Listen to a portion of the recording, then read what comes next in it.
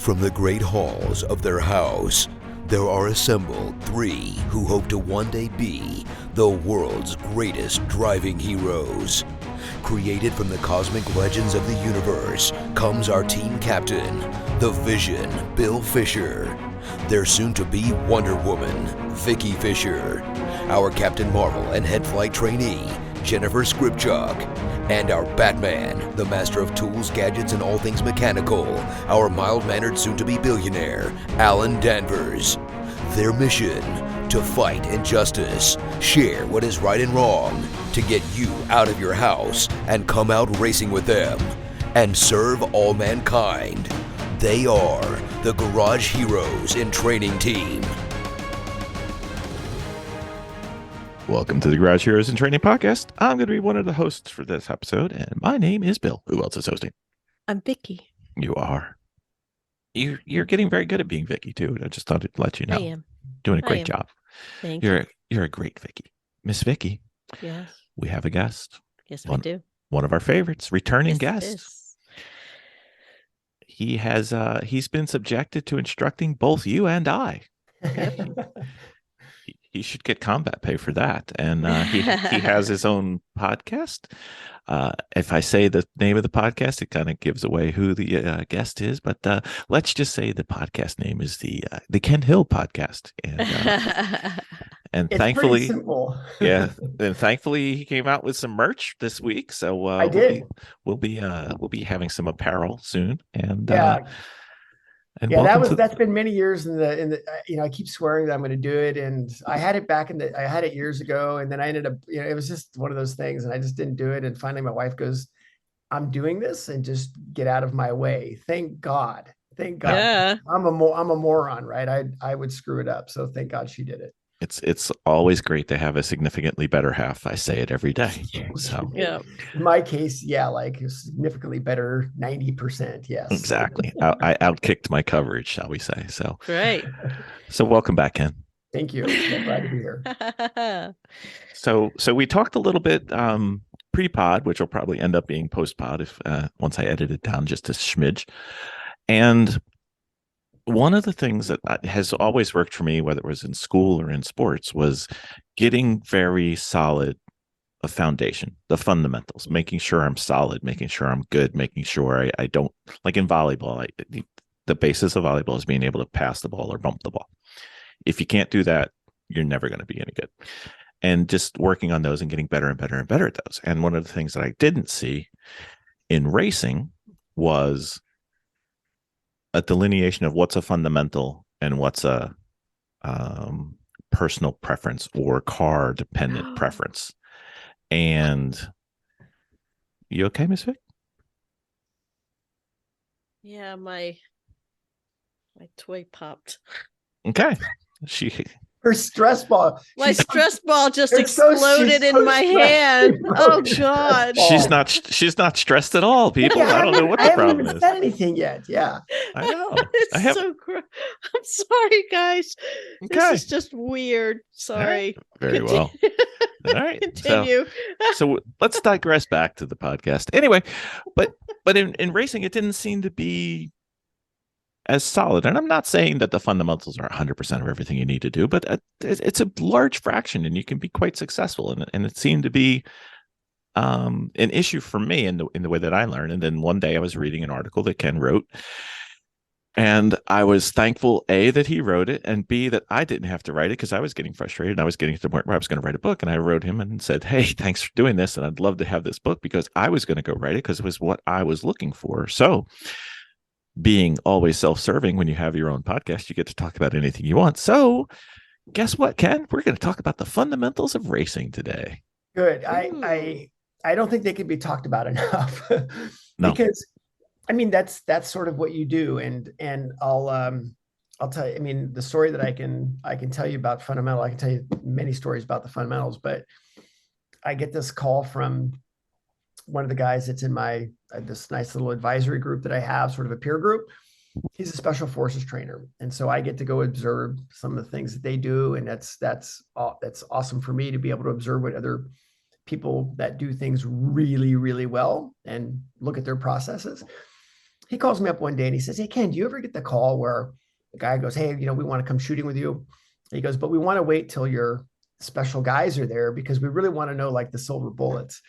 And I said, "Yeah, I get it all the time." I said, "I'll get people that'll say, 'Hey, when is, one of your pro guys going to show up?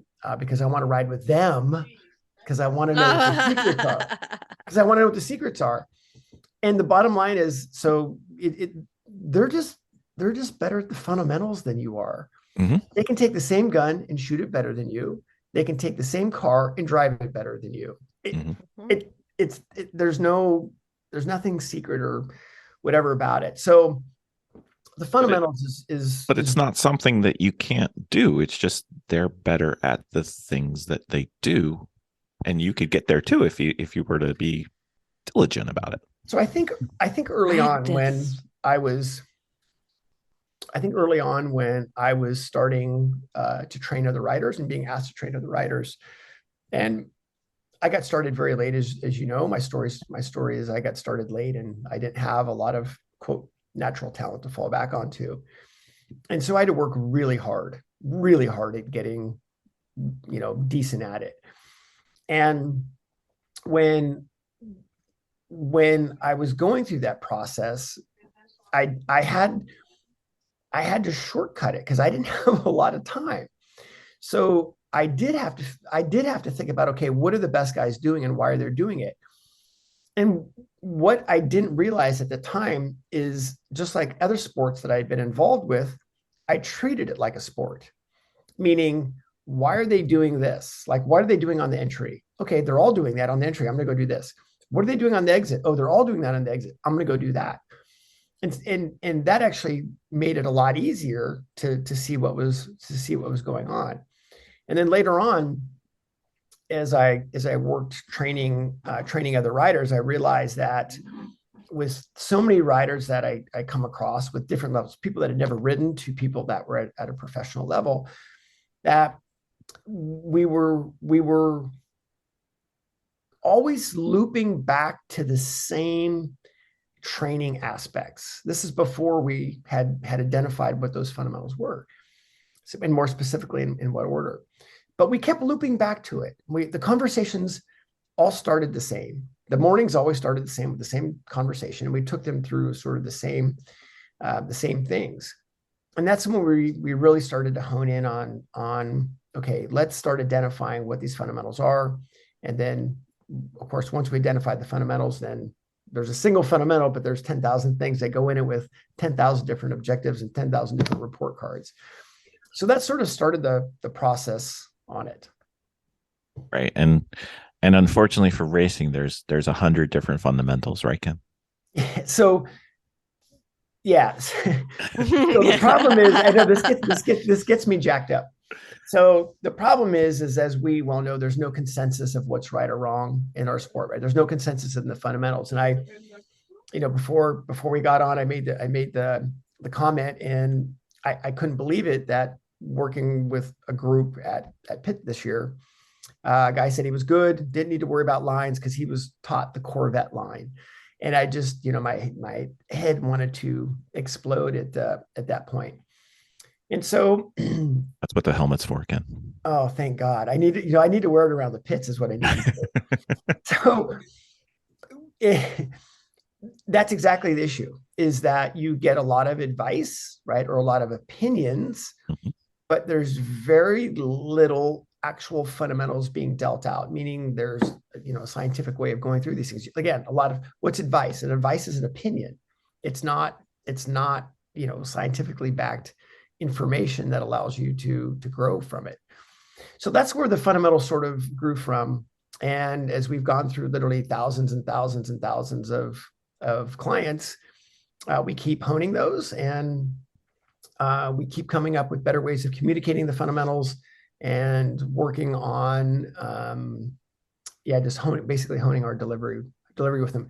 But what doesn't change is I'm steadfast on the ones that we have and the order that they're in.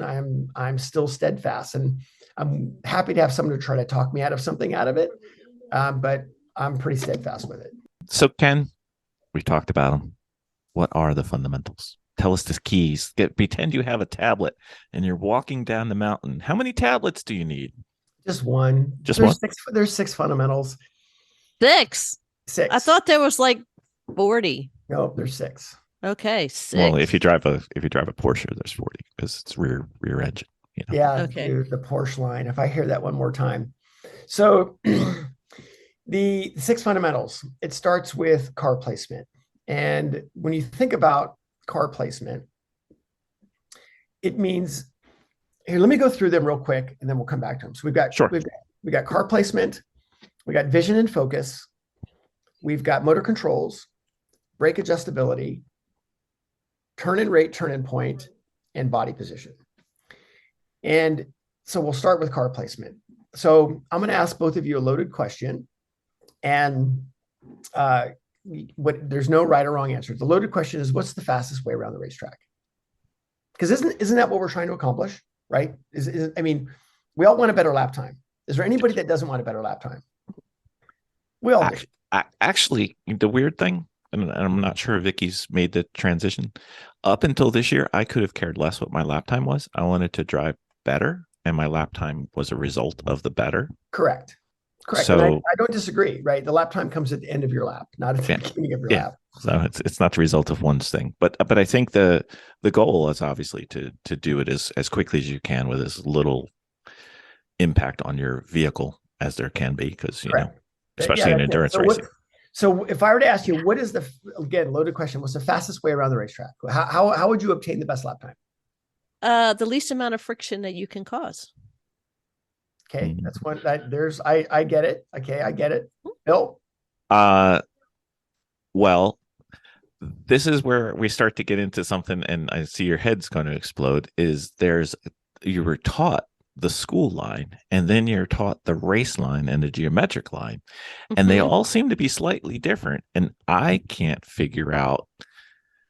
They've got me so confused. There are certain times on track where I actually don't know what I'm trying to do versus what I actually did, because it's kind of in between all of those, and it's confusing because it's not only where you are on the track. Like if they say apex at the 3rd red stripe on the inside corner, that's great. I always understood that. But is my car pointed way down the track, or is it still pointed open? It hasn't quite completed the turn, because it depends on the pivot of your car. I don't know if pivot's the right word, but that's what I'm using. So it's not just where you are geographically, it's where your car is pointed, and also how loaded it is left to right, front to back. So it's complicated. It's not complicated. I'm glad we're having this podcast then. The fastest way around the racetrack is the driver that has wide open throttle the longest. Yes. Done. Say that again? The fastest way around the racetrack is the driver that holds wide open throttle the longest. Yes. The most time at wide open throttle. That's it. There's you can look at data I've looked at data from everything. And what do you look for in data? You look for the longest acceleration graphs and the shortest braking graphs. I mean, that's it. So the reason car placement is the number one fundamental is because everything we do is to get the car in a position to accelerate. That's it. That's it. All we're trying to do is get the car in a position to have positive acceleration, wide open throttle the longest. That's all we're doing. So Bill, when you look at those different lines, you need to look at them and go, what gets me to wide open throttle the soonest? That's it. So number one, everything we do with the brakes, the throttle, your eyes, your turn-in rate, all those things are to get the car in a position to accelerate. That's it. That's simple. So that's why car placement is first, because everything that we're going to talk about after that is to get the car in the right place so you can accelerate for the longest period of time. So car placement's first. It's our single point of reference for what we're doing. Okay. So how do you define car placement, I guess, would be what we're going to first get into. Yeah, great. So I actually have a glossary built for all these things. Oh, I'm not surprised. So I'll send you my glossary. Yeah. So car placement is optimizing the car's position on the entry and the exit to maximize acceleration for the longest period of time. Mhm.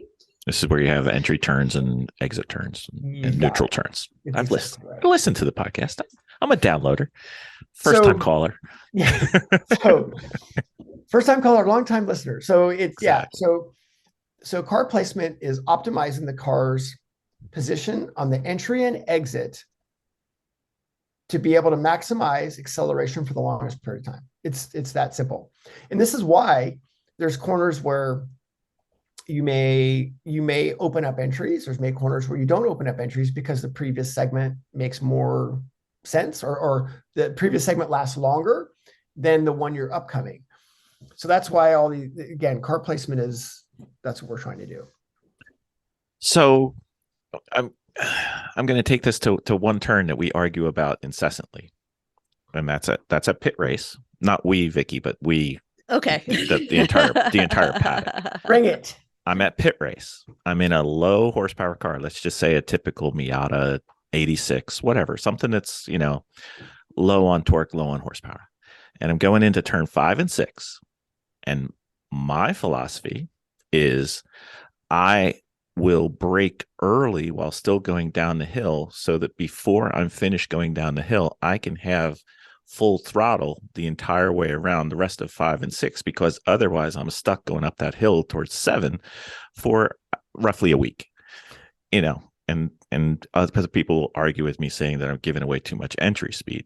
And I think all I'm doing is shifting my min speed further up the track so that I can get back onto full throttle and not have to shift. I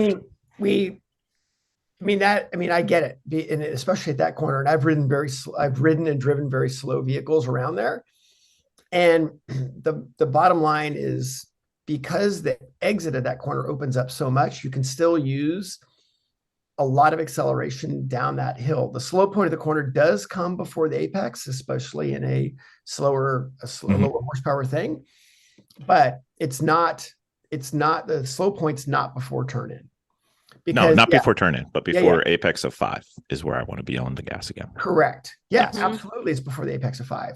Something that's a little bit quicker, because you've got the camber to deal with. The camber can help you a little bit on the entry, and you can still get a pretty good exit, and the exit opens up.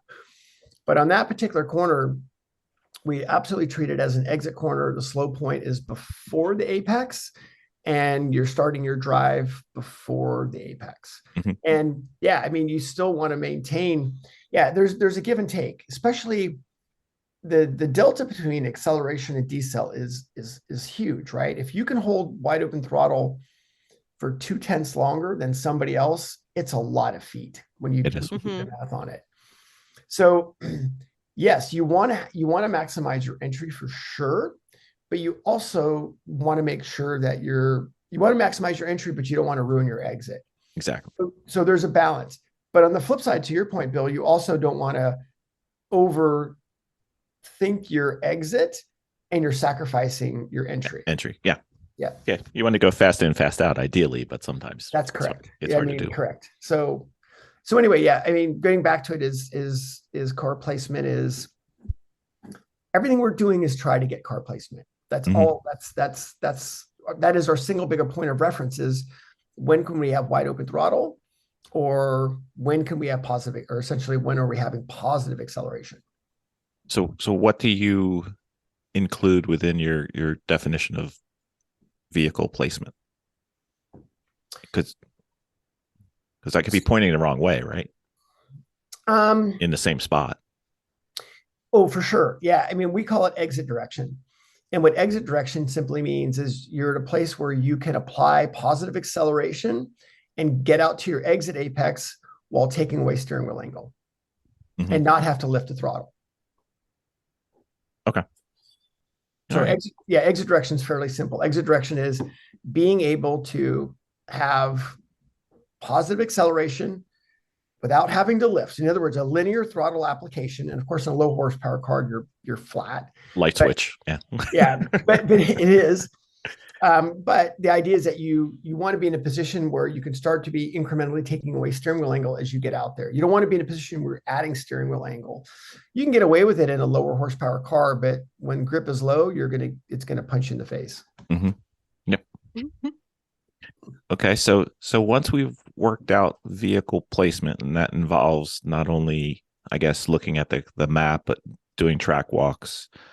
It's understanding entry, exit corners, balance corners. It's understanding where the slow point of the corner is. It's looking at where all your references are. Those are all umbrellaed in there. And then there's going to be a few turns on every track that are tricky, and a little experimentation, I would think, would be involved in getting it optimal. Yep. Yeah, for sure. I mean, there's places where you've got to look at, again, you have to think of it. I look at it this way. How can I continue to have the most feet per second? Mm-hmm. So like I was at Jennings this weekend, it's a bike track, and looking at my data, I was for turn 12 as this kink thing. And it's a roll off on certain bike. It's a roll off. Some bikes are flat, low horsepower. Some bikes are wide open. But my roll off, comparing my data to another reference, I was rolling off too much. And the speed differential between rolling off from 100% throttle to rolling off to say 40 versus rolling off from 100 to about 65 was 8 miles an hour. Wow. It's nuts. Yeah. So those are the things then we start to look at. So what about the vision and focus? Are you ready? I am ready. Probably not. I'm still kind of stuck on the first one, but I got to keep going. Okay. Ken. That's okay. So first fundamental, as we talked about, is car placement. Second one is vision and focus. So we say vision and focus because if your vision is not engaged, your focus is not engaged. And we used to say eyes in focus, and simply vision is a much more encompassing statement for the things that we want to talk about with our eyes. So vision incorporates your eyes is the primary tool that we use, obviously, to take in information to feed our brain to tell us what to do. So again, if our eyes are not engaged, if you're not looking at reference points, you don't have reference points, then you don't have anything to focus to. If you don't have anything to focus to, then you have no place. You don't have any place to put your technique. So vision and focus are simply what we're looking at for looking at our reference points, how long we're looking at our reference points, eye timing. We put eye timing in this as well, like how we're moving our eyes from reference point to reference point, how we're building segments.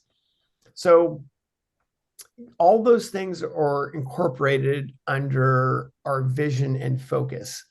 And the way that you have to think about vision and focus is, again, this is where our reference points come into play. This is how long we're looking at references. This is how we move from reference to reference. This is the report card part. How are we able to establish whether you did something right or wrong? Is all in this. So are there drills or practice ideas for this? Yeah, absolutely. So I've got a couple of YouTube videos, and one is some eye drills that you can do, and another one is how the reference points work into this. So yeah, there's definitely a few things that you can work on, especially on the eye timing side as well. Because again, there's specific times your eyes should be moving, and there's specific things you should be looking at as well. Yeah. So Vicky, tell me a track somewhere where you feel lost. Just throw one out. You feel lost somewhere. I would say a pit. Okay, where at pit? The best way I could start thinking about it. Pretty much most of it. No. Well, I mean, you have the most difference up in the top corner, like 11, 12, 13 is what I see. Okay, thank you. My issue that I have is that I'm not really looking at reference points as much as I'm focusing on the car, what the cars in front of me doing. And I have a problem keeping my eyes up, but as soon as I remember that's where I am in my fundamentals right now. Yeah, as soon as I remember when I do keep my eyes up, that driving the track seems a lot less stressful because things don't happen so fast. As say, for instance, just looking at the apex, looking at my exit point, instead I should be looking up more so and focusing on reference points. Yeah. So let's say, for instance, say you're going into turn 3 at pit. Okay. So you're going into turn 3 at pit. If there was no brake markers there, it's like how you wouldn't be very comfortable when to apply the brakes, because you'd be like, I don't know. But because I'm going to make it up. Let's say you go to the brakes at the 3 board or the 2 board, then you're like, oh, I got this, right? I know what to do because that is my reference that enables action. And so that's why if you're feeling lost in a spot, it's because you don't have some place to put your technique. That's why those are super important. As well as in your case, I think you actually have more reference points than you think, but because you're not consistent in looking at them, you're worried about the other cars around you, then you're maybe not focusing on them as much as you should be. Yeah, and saying that I'm worried about the cars around me, it's more like I'm watching their technique. Yeah, and that's because I recognize the good drivers, and I have a habit of doing that. But I can't really say when I walk the track that I'm really focusing on reference points off track. I know, and that's my problem. I know that's one of my problems now. Yeah. I mean, it's huge. I mean, it literally is your roadmap around the track. I mean, it literally is, because we can't. It's too hard. Like there's field references, but field references, they're dynamic, and unless you're running within, like, say, a second or half a second a lap in a car that has some force, field references can be a little bit difficult. So the visual references are huge when it comes to this. So, but again, so when we look at our vision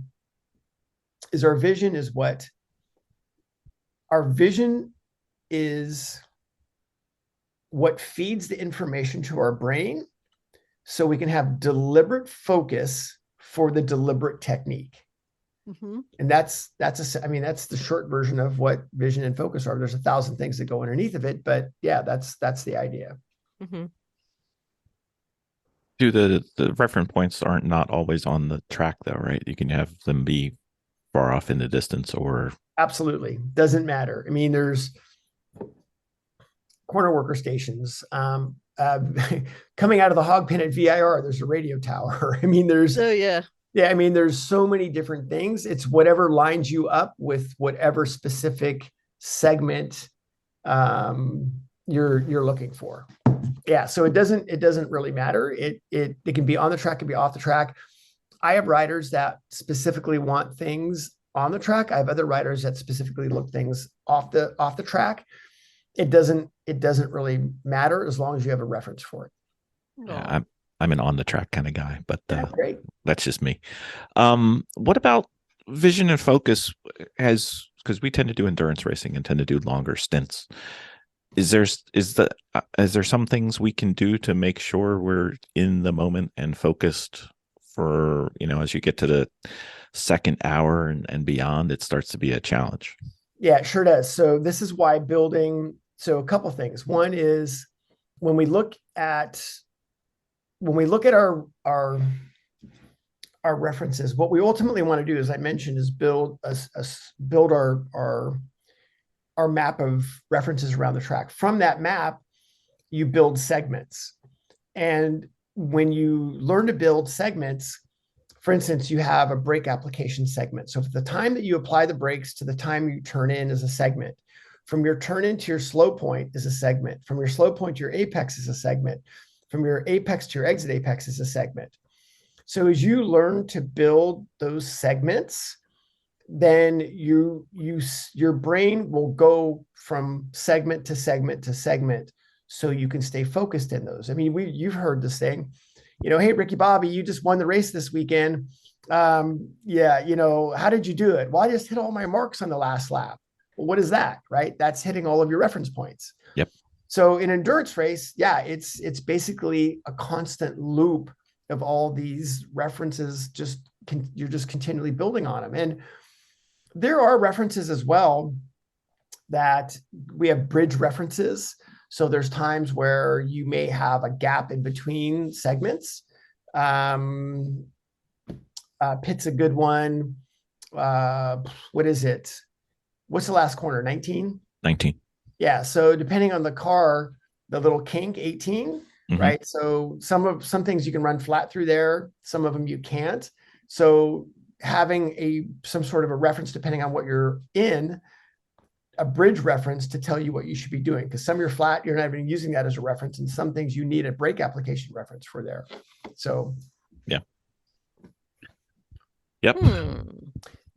So Vicky, yes, that is your next steps are definitely getting these things figured out. Eyes up, look at my reference points off track and on track. So okay.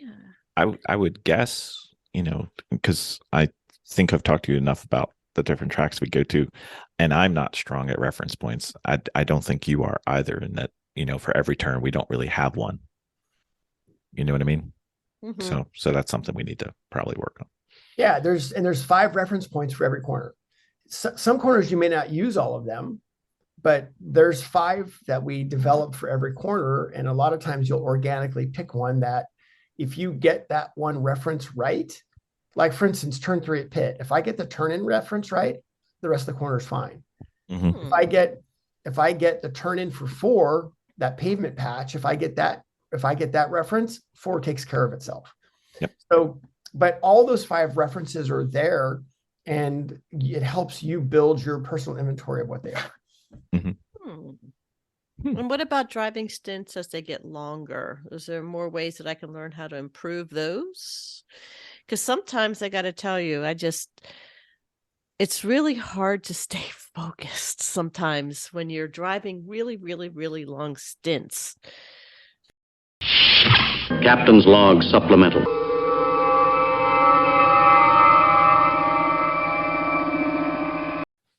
So, Miss Vicky.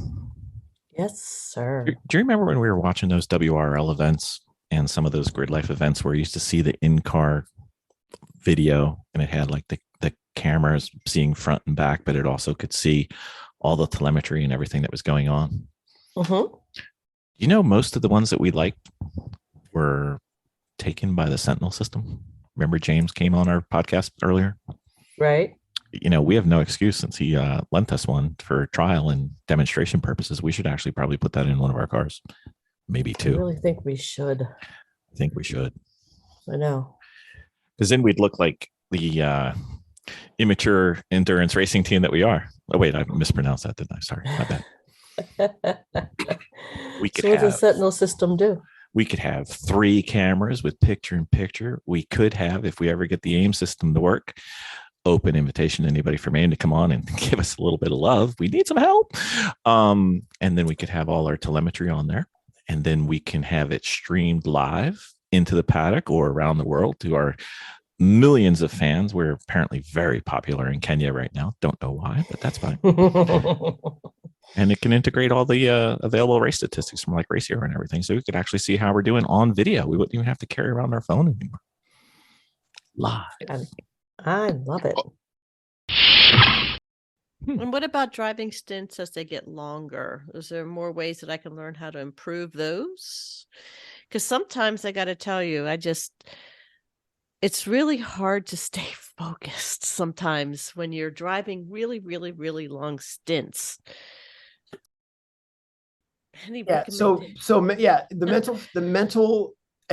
Developing mental toughness or developing muscle or mental stamina is pretty huge.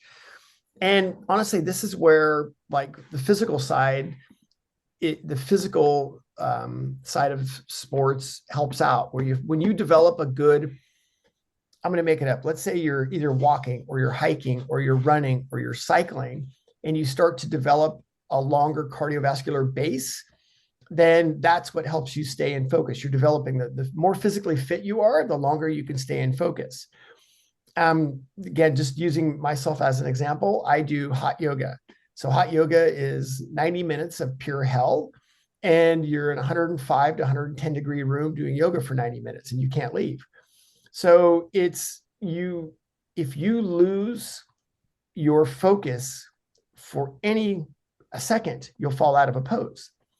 So that's, you got to train for this.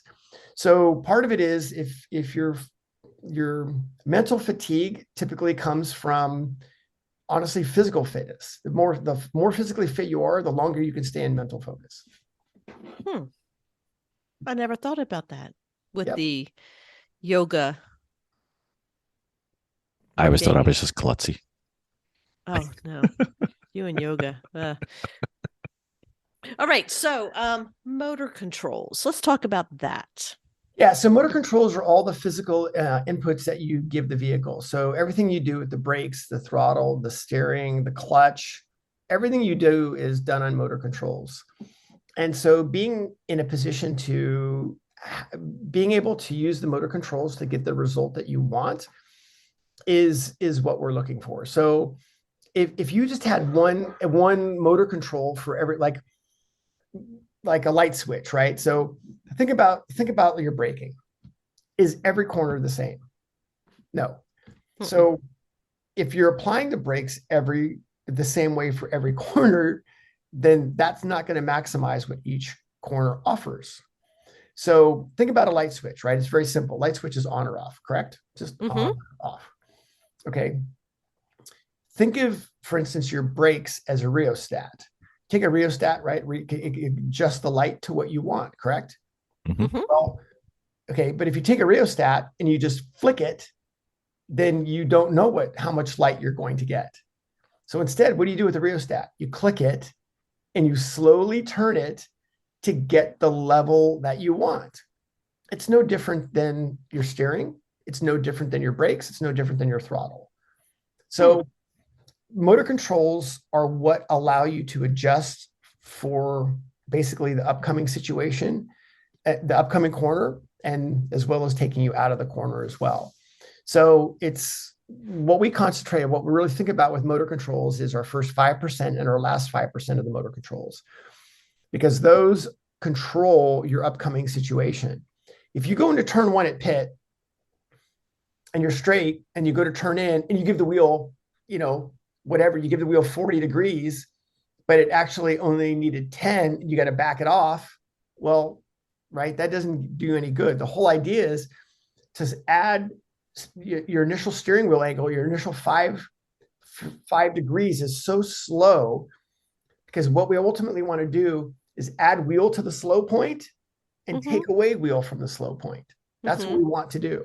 But if you just give it too much wheel and you got to give it up, well, then you scrub speed, you turn in too early, whatever it might be.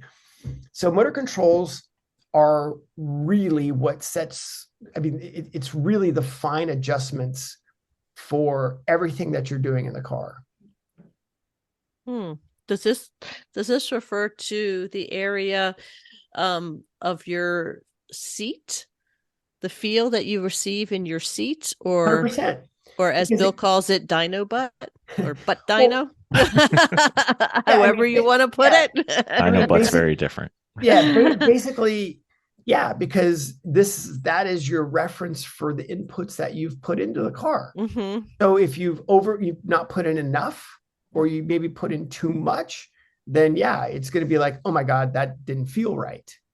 So yeah, it's you're receiving feedback from the inputs that you give the car. So motor controls are the basis for how you put your inputs, your initial inputs and your end of inputs into the car. Because like we did a talk last night on the rain, and how slow and subtle your controls, the beginning and end, need to be is crazy. So being able to control that is pretty huge. So that's what motor controls are about. Is motor control, well, I guess all three of these are something we could practice this winter on the simulator, right? Absolutely. Blayze is going to be coming out with some pretty cool sim stuff soon. But yeah, sim is great for this, because especially so how reactive sims are. Just keeping the damn thing on the track sometimes can be a pain. So yeah, the sim is great for it because it's pretty hyperactive. And the thing with sims also is you don't really have any gyroscopic effect, right? You don't have any sense of what's going on. Nope. So it makes it very, very difficult. So all your motor controls on a sim are just really hyper activated. So if we can control that MX-5 on the sim, Vic, we're going to be dominating next year. Oh, You will. yeah. It'll be great. Yeah, it'll be good. It's like driving Yeah. on ice sometimes on the sim, Mhm. but we'll get there. All right. What about brake adjustability? So let's talk about, let's pause here for a second and you realize the order that we're doing things. So we talked about car placement, right? That's first. Then we got Mhm. vision and focus. Now we're talking about motor controls. And because think about it, your vision has to come before motor controls, Mhm. because what we're trying to do is engage your depth perception. So if you put motor controls before your vision, how do you know what to look for? How do you know what to Yeah. adjust for? So ultimately what we're trying to do is get your eyes tied to your motor controls so you can have brake adjustability. So the reason we made brake adjustability, regardless of whether it's bikes or cars, the single biggest issue we have is entry speed, right? People Mhm. wanting more entry speed or overslowing their entries. And we made that a separate fundamental because that, honestly, it's really simple to get off a corner on a bike or a car, right? You get a point and you freaking flat foot the thing and you're good. It's not that difficult to get a car off a corner. Where all the time is on the entry. So getting people that either overslow or don't adjust for that, whatever that particular corner offers, that's really where the magic is, the speed is. Mhm. So we made brake adjustability a separate fundamental because we spend probably 60 or 50 to 60% of our time working on that fundamental. But again, you got to have those other things first. So this is why the order goes. If you don't have the right motor controls, you can't have brake adjustability. Hmm. All right. So speaking as the resident, by default, not by skill, the resident data guy on our team, would you say that the entry speed is more important than the min speed in a turn, or would you say vice versa, or is it So I'm vary? going to say something pretty bold. I mean, yes, if you ask this question to 100 drivers, you say, who wants more roll speed or mid corner speed? 100 hands will go up easily. My hand goes up. So realize that roll speed or corner speed is a byproduct of brake adjustability. Mhm. Because the idea is you want to have the least amount of neutral throttle as possible. So if you're doing that correctly, you've maximized your entry and you've maximized your exit with no neutral throttle. So min speed is, if there's 25 things that we're looking at, minimum speed in a corner is 24. We don't care. Okay. We don't care. Because min speed will take care of itself if your brake adjustabilities come up. If your brake adjustability is correct, well, if your car placement's correct, your motor controls are correct, your brake adjustability is correct, you will have adequate min speed. If you don't have one of those other things, your minimum speed is going to be screwed up, too high or too low. Mm. So we do look at that, but let's put it this way. And one of the pros that I'm working with, I've been working with him for 2 years. We just started that conversation on the second year. Wow. Sounds like we got work to do, Miss Vicky. I think so. We're only on number 4, and that guy's a pro. And I don't want to hurt your feelings. I don't think we're pros yet. So let's talk about brake adjustability. What do you want to know? Well, why don't we just break down the meaning of it, the application? Yeah, of the brake sequence and adjustability. rates. Yeah. So brake adjustability is being able to adjust your brake application based on the result that you want from the situation you want, the corner that you want, the deceleration that you want. Mm-hmm. And it could be, it's like, again, just because we're talking about pit, the brake, you have a different brake graph for turn 1 as you do for, say, turn 12 or or whatever, turn 19. So, but if you approach those corners as all the same type of brake application, yeah, well, you'd be great in turn 1, but then you would suck in the other corners. Mhm. So the idea is that we're trying to maximize the car's entry speed while still controlling the car's positioning and basically the control of the car and the speed going into the corner. Mhm. So, So that's not only where you apply the brake, how you apply the brake, where you release the brake, and how you release the brake. correct. Yeah, then we also look at that as brake. We call that brake timing. Mhm. So when you look at the brake graph, the left and right side of the brake graph, I actually have a really good podcast that I just came out with this, which is You do. It was good. Yeah. There's a link to it on this episode. Don't worry. Oh yeah, it's a good one. That one took me actually a really long time to write. It's hard to do without the visuals. God, it's so hard, but I thought it turned out pretty good. It did. So, but that one's a good one that talks about the left side of the brake graph versus the right side of the brake graph, and it talks about the timing of when you should have the correct pressure. So, yeah, brake adjustability is essentially being able to maximize the corner that you're going into, being able to go into it as quickly as possible while still having the correct control and still having the correct exit. And then does that, since this is getting, we're more than halfway on the fundamentals. This is something towards the advanced side to be optimal at, but is this something where you're going to have to do some experimentation depending on you, the car, the conditions, etc.? So how big a deal of this? How big a deal is brake adjustability? So if I'm on track, let's say right now I'm on track 70 days a year. It's down from my maximum, but I'm still on track probably 60, 70, some odd days a year. I practice my brake graph every single time before I roll out of the pits. So you would think, well, that's, I should be good at this by now. But I want to be I never want to lose that feeling of how I go to the brakes and how I release the brakes. And this also helps me determine grip levels of the track as well. So as I roll out to say hot pit, I'll have my foot on the brake, I'll apply brakes, I'll slowly release it. I am constantly looking for this brake feel. I'm constantly seeing what the conditions are.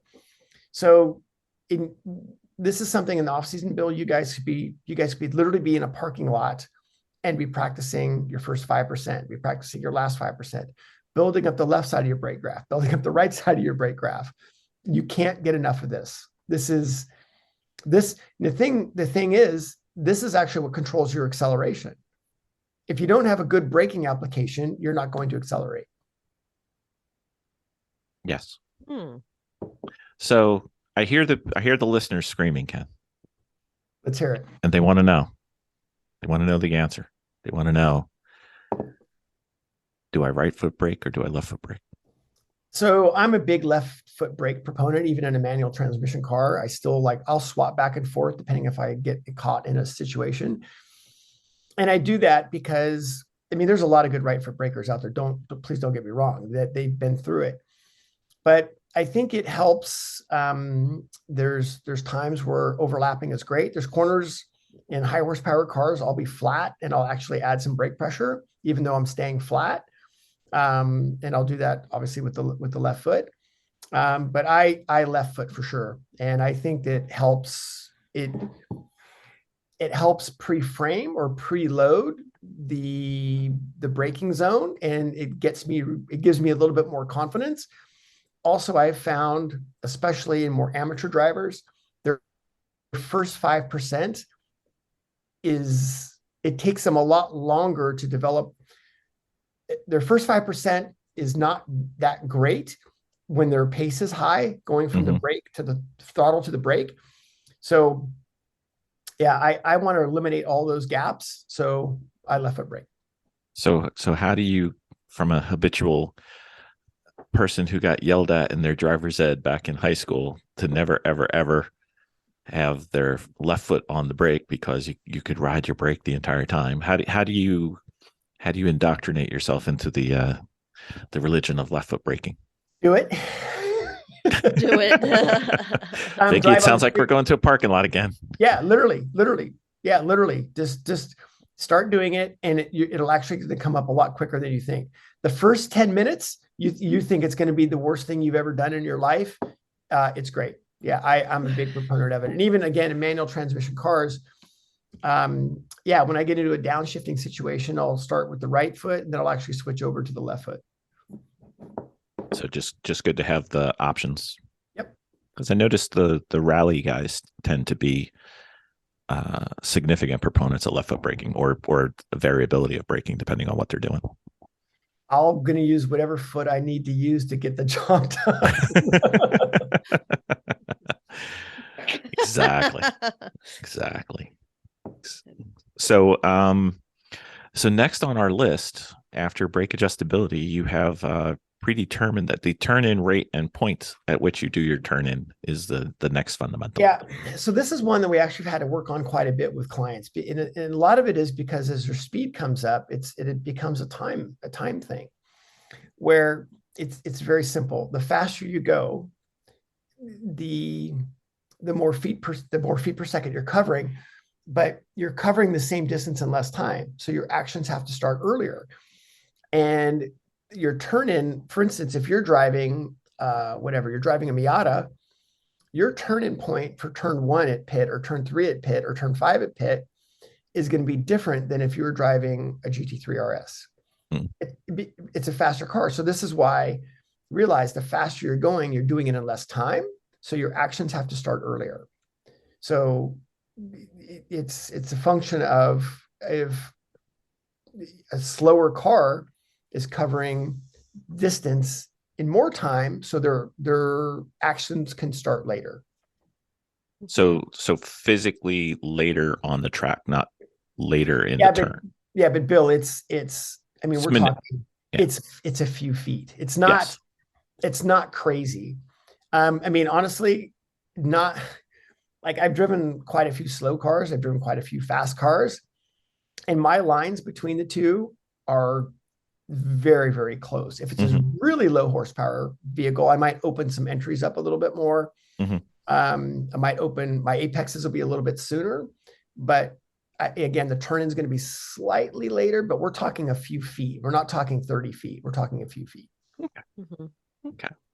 Now, the rate is also something that we look at as well. So turn-in rate and turn-in point are two different things. And rate also varies based on what the corner is as well. So turning in early and slowly versus turning in late and quick, it depends on the corner radius. So that's something as a person's pace comes up, that's something we have to really take a look at. Okay, so one size does not fit all on this endeavor of this aspect. You have to think of it as it doesn't, because you have to think of it as one. I want to say this. Yeah, it's time dependent. It's time dependent. So it's not. It has to, when you look at it, it's time. So a faster car has to do it earlier, or you could also say a slower car at a high pace has to do it earlier. Same thing. So it's a time dependent issue, and it's a radius dependent issue. Where you turn in dictates where you're going to exit. Better. Yeah. Right. So think of it that way. If you're turning in late, you may exit low. You turn in early, you may exit wide. So where you turn in is based on where you want to exit. So, and again, that's the same thing. It depends on the car. So depends on the grip. A lot of different things. Yeah, for sure. Miss Vicky, you want to do Body position? Yes.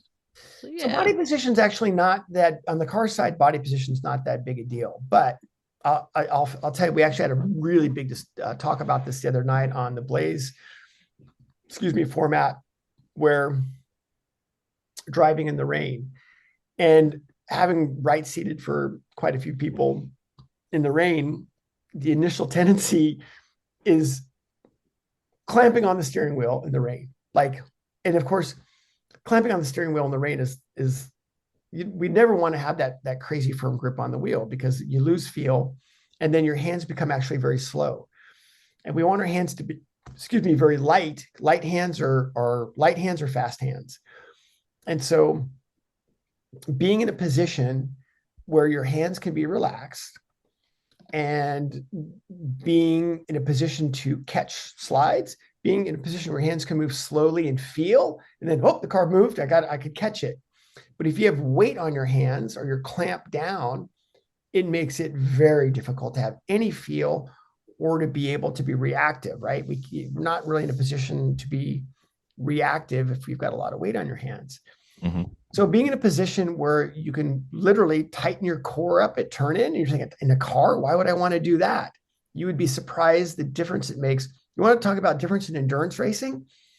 Tighten your core up the last 20 minutes of your stint. You'll be surprised at what that does for you. Because what happens? You're like, oh, you just kind of settle in and your hands get slow and heavy and lazy. Tightening up your core, hands get light again, and you just end up developing a lot of feel. So body position in cars, there's a lot to it. I mean, where you're sitting, how far you're sitting away, your height, all those different things. But think of it this way, is we want to be in a position where our hands can be light and we can have hands that are in a position to have, very deliberate, proactive controls, but also be in a position to be light enough to catch any of the reactive stuff we need to. So body position is simply the weight on your hands. Yeah, I noticed it's not, well, I guess it kind of relates to weight on the hands, but I noticed a significant difference the first time I drove in a car that had a halo seat versus a car that didn't have a halo seat, especially after I got to like 2.5 hours and getting out of the car. It was a very different feel. Oh yeah. Because it just, even though I'm wearing a Hans device, even though I'm, fully belted in, it gave me a little bit better consistent control of where I was in the car. It's pretty huge. So obviously in cars, we want to be belted in. I get all the safety aspects, no issue there. But I want to make sure that I have position where my hands are just very relaxed and very free. And I'm just not clamped onto anything. And I'm guilty of it just like everybody else.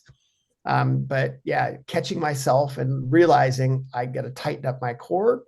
Another way you can look at it is actually, like, believe it or not, exhale at turn in, like a turn in, and you can exhale at turn in, tightening up your core. You'd be surprised at what that does to loosen your hand. That's interesting. Mm-hmm. I think that one of the most helpful, one of the helpful advices that somebody had given me in training when I was driving is because I was always jerky, I guess, when I was steering into a corner and out of a corner. And that is because I was really only, when I was steering, I was only pulling down on the steering wheel to make the turn. When somebody says, pull up with the other hand, and it gives you a fine motor skill. Exactly right. It's exactly right. So pulling down is sort of your starting of it, and then you're right. up, right? And it just gives you've got so much more dexterity to do right. that. Yep. Correct. And that so improved my driving just on my stints by doing that. It just gave me finer. It was almost like, besides just a motor skill, it became a fine motor skill. Yeah, correct. That's exactly right. Mm-hmm. Yeah. And again, try tightening up your core at turn and literally just tighten up your core and you'll watch the weight come off your hands. Yeah. That's good fitness too. Yes, it is. My core could use some tightening. Let's just go. Mine too. I'm starting to get that winter blob a little bit. Yeah. Yeah.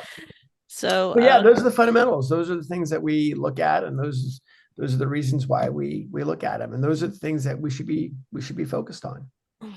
So how would you apply them though? Would you sit there and say that, I'm a 80%, whatever the scale is on this, and I'm 70 on that, or would I try to progress them all in sequence or all at once, or how would we use the fundamentals to get better? I think a lot of them, they end up overlapping. Like if you end up with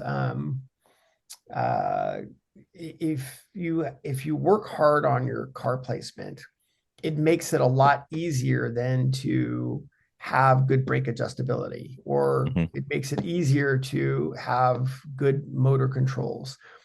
So we just don't ever it doesn't matter. We are always, our first laps are always establishing precision, because you're not going to find precision in crisis. Right? I Right. mean, you're just not going to. So we always start by being very deliberate with our apexes, using all the track on entry, using all the track on exit where merited, being deliberate on our slow points, overslowing our slow points even. And we're just going to establish precision. And then that tells us, that is our point of reference. So as we start to go through these different things, we don't lose that precision. So if you start off sloppy and you try to go faster, do you think you're going to get better? No, you're not going to get more precise. So we start with precision. But then again, you'll be surprised that if you start using your eyes well, I can't tell you how many people I've been with that as soon as we start getting their eyes working well, their motor controls fix themselves. Mm-hmm. Right? Because they don't get into a situation where they're scared. They don't get surprised into a situation. So yeah, it's so a lot of those things I've taken. So going down the list, that's why we have them in the order that we have them. And if you run through your track day with them, I think you'll be surprised at how well they work. Yeah, Vicky definitely got her vision was part of her problem with high-speed turns, because she was looking at the boards, which are typically on the outside of the turn. And then once she knew where the brake marker was, then she'd quickly turn in her vision to where the apex was. And it was always kind of like a little bit of a surprise. Yep. You get surprised, right? That's the thing. We just don't want to get to the next. We don't want to get to the next segment surprised. No, because then you lose. You have a lot less tools in your toolbox to deal with that. Yeah, and her the arc of her turn became much smoother once she started doing that. So that's why exactly. The eyes and motor controls work hand in hand. So. Mm-hmm. So if you were to sit there and, you've dealt with literally thousands, maybe tens of thousands of students between personally and in groups, which ones of the fundamentals are the recreational drivers traditionally weak at or strongest at? Or is it vary? Honestly, it's all of them. But I would say the biggest one is still car placement. The people underrate how important it is, and they try to go faster being sloppy, and it just gets worse, right? You just keep adding wheel, or the thing keeps sliding, or whatever it is. So I would say the big ones are car placement and brake adjustability. Okay. I can agree with the car placement one, because I had a student at one of the HPDs that I was instructing, and it eventually got to be a joke. I was like, there's an apex over here. Yeah. I can still see it. It's off in the distance. Apex-itis. Yeah. It's like, there's an apex. We can go visit that part of the track too. Yeah. But they were more concerned about their speed and their lap time than the apex. And I was like, if we slow down a little bit, we'll be much faster. There's just some that don't want to learn. That's all there is to it. Well, it was their first time on track, so they were jacked up. Yeah, a little bit. Well, people have to be ready to be coached, right? That's the thing. If they're not ready to be coached, then you're not going to get through to them. Okay, so I've got something that's sort of related to your fundamentals, but not related to your fundamentals. But this is where Bill lays down on the couch and Dr. Ken takes over and says, Bill, you suck, and here's what you need to do to stop sucking. So here's a weird thing that I'm currently trying to work my way through. You start off going through the HPDs, and you start off, everything is the school line, and everything's a late apex. So you had all this wide open exit. Life is great. No problem. And then you start going towards racing, and racing, from what I can tell, tends to be a little bit more towards what I would call the geometric line, or the faster line. But I'm not sure exactly where my points should be on a track. So I enter some turns where I haven't quite worked it out. almost without a plan, which I know you already know me well enough to know Bill likes to have a plan. Oh yeah. And that indecision makes me slower than what I think I could be. So it's the way that I look at it is I'm only concerned of when I can be at full throttle. So I'll look at it as I don't really the line. So when you look at the line, you think people say it's the racing line. Well, isn't the racing line the safest line? I mean, right? I mean, would the racers aren't going to go, dude, I got to go race. I'm going to take the most dangerous lines I can. This is going to be crazy. No, they want to be able to run they have to run not only a fast lap, but they have to run the most fastest laps. Mm-hmm. So they're not going to do something that is going to add risk or decrease speed. So this is why we teach one line. We teach one line, and there might be a few small variances with different horsepower cars, but to us, the line is the line, does not matter. And again, I mean, I go back to the Randy Popes thing, right? I mean, Randy drives my car, we're within 1 foot of each other. So that's just how you do it is how you do it. So I think for you to understand is I would look at it differently. What's the fastest way around the racetrack? I mean, for you, it's thinking about if I turn in late, I'm going to have more steering wheel angle early. Yep. And my slow point's not going to be in the right place, and I'm not going to maximize my exit. So why would I want to do that? And I want to apex as early as possible, because people will drive with me or ride with me and they'll be like, God, you kind of late apex everything. And I'm like, no, I apex everything. But I actually I want to apex as early as possible because that gives me direction as early as possible, which gets me to full throttle as early as possible. Mm-hmm. So I would think of it that way is when can I be at full throttle and how am I getting to my exit? So how am I getting to my exit apex? Am I using all the track? Am I having to add wheel to the exit? Do I have track left over? If you have track left over, you need apex earlier, period. Okay. Period. I mean, if you've got track left over and you're flat, then you've turned in too late. I mean, you've scrubbed off too much speed or whatever you've done. But basically, remember what I said, your turn in dictates where you exit. Right. So if you've got track left over, you've got exit speed available. Mm-hmm. We got so much to work on, Vicki. We really, really do. Every time I think I'm But getting you know closer. what? It certainly does make it seem a lot more simple. Yeah, we only got 6 things to fix now. Right? 6. Well, see, that's the thing, Vicki. Well, no, 6 to practice on. Well, so that's the thing. Because it's seat time. But it's not. I used to lose my crap when they'd be like, okay, here are the 43 things to enter a corner. And it's like, what? I don't have time for that. Right. I mean, at pace, I don't have to be going like, okay, what was 36 again? Right. No, it's just, we've tried to make this a lot simpler and make it so there's just less things that you have to worry about, but the things that we are having to worry about encompass a lot broader spectrum. So Bill, I'm going to send you those guides. That'd be awesome.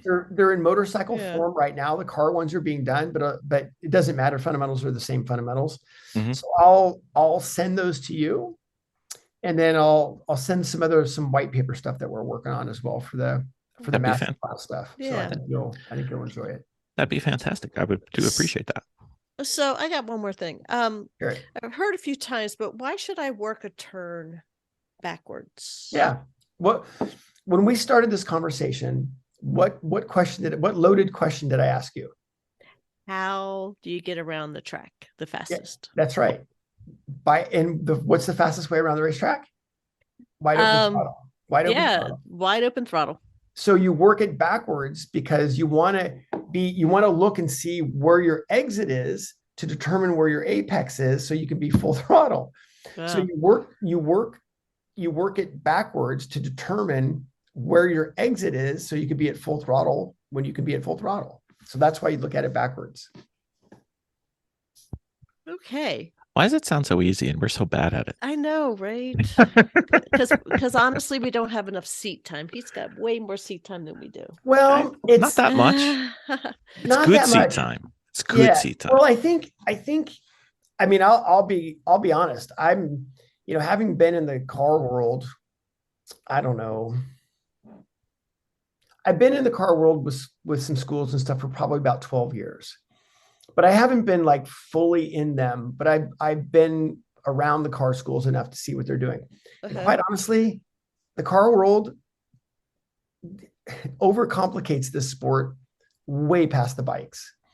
And they make it much more difficult. Like everybody has to have their own little thing. And the bikes, I think it's because the bikes, it's very simple. The consequences are a lot higher. Right. And there's no, you can't get away with bullshit. And in the car world, it's like you can talk to a guy about, you're driving a vet. I do Corvette coaching, and it's just like, what the heck? And in the bike world, we don't have it. So the car world, in my opinion, is much, much more convoluted than the bike market. And it makes it a lot harder to understand. Well, I've got one question left, and it's going to have to be after the podcast because it will get me in lots of trouble with several series. But Ken, how I think the ability you have to simplify things and get them down to the fundamentals may be, I don't know, I'm going to use enlightening to some of our listeners, and I don't know that everybody's thought about it in that way, but I think it's a more manageable way to get good at the sport. And if people wanted to follow along with some of the stuff you do, how would they keep up with you? And yeah, the easiest thing is just, the podcasts are probably the best, where you'll see it's pretty easy, Ken Hill podcast. Or you can go to my website, khcoaching@gmail.com, and there's a link on there for the podcasts. Are all there. You can do that, or also follow along with Blayze. The Blayze format is where I do all the online coaching. That's pretty much where you'll get my availability. I have a YouTube channel as well, but I don't do a lot with it. As far as like in-person coaching, I'm typically, like, I'm already booked for 2023. So I don't have a lot of availability, unless it's some specific one-offs. So you'd have to look. I do post my calendar on my website, so you can kind of look for days in and out of there that might work. So. Well, in spite of every podcast episode it seems that we ever do, we agree that your podcasts being short and able to be listened to more than once is an advantage. We just don't choose to use that. They're deliberately designed that way, yes. Yeah, I don't know that we're deliberate. Maybe we need 6 fundamentals of podcasting, Vicky. That's what we need to do. We need to get somebody. Absolutely. Well, Ken, thank you for coming on again. And we can't wait to bother you again in a future episode. If you respond to our email, that was your choice. And we apologize ahead of time. Thank you so much. All right.